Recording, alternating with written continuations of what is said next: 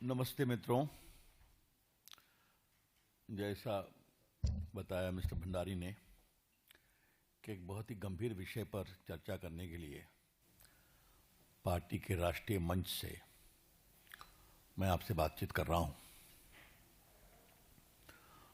आजाद भारत में बंगाल में जो हुआ वो आज तक नहीं हुआ कि एक सिटिंग मुख्यमंत्री एक प्राइवेट प्रॉपर्टी में घुसकर जहां मनी लॉन्ड्रिंग की कार्रवाई चल रही है ईडी के द्वारा, वहां चली जाए, ईडी के लोगों को धमकाए और पेपर स्नैच कर कर वॉकआउट कर जाए। आज देश के प्रमुख अखबारों में फोटो छपी है, वो वॉकआउट कर रही हैं पेपर लेकर के। ये मामला क्या है कि कोल स्कैम को लेकर, कोल की स्मगलिंग और हवाला ट्रांजैक्शन को लेकर ईडी कार्रवाई कर रही है। उसमें कई जगह रेड वगैरह हुई और जो मिस्टर जैन हैं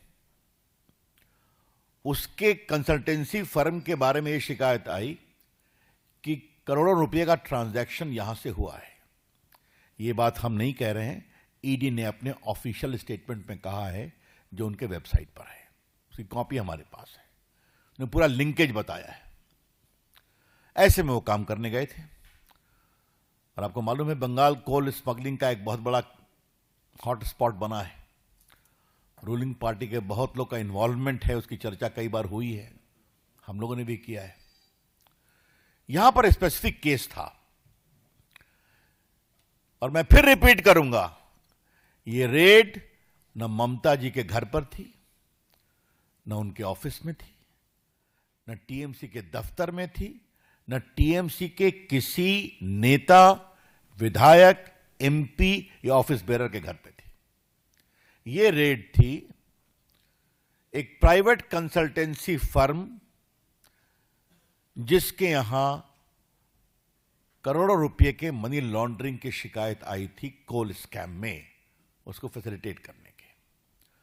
और ये मैं फिर कह रहा हूं, ये मैं नहीं कह रहा हूं, ये बाकायदे उनके स्टेटमेंट में है जो उनके वेबसाइट पर है। आपको वो कॉपी हम दे देंगे प्रेस के बाद। ऐसे में ममता जाती हैं, वो सिटिंग चीफ मिनिस्टर है और समाचार पत्रों में यह भी लिखा हुआ है जैन का घर कहां है। गाड़ी छोड़ती हैं और फ्लैट में घुसती हैं, उनके पुलिस कमिश्नर जाते हैं, पुलिस अफसर जाते हैं और वहां ईडी के लोगों को हड़काते हैं और ये बहस करती हैं और कागज छीन करके लेके चली जाती हैं। उनका आचरण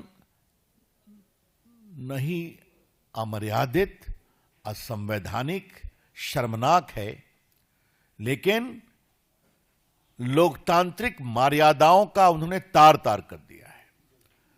the entire action of the chief minister is not only unethical, irresponsible, unconstitutional, but she has put the entire democratic process and governance to shame.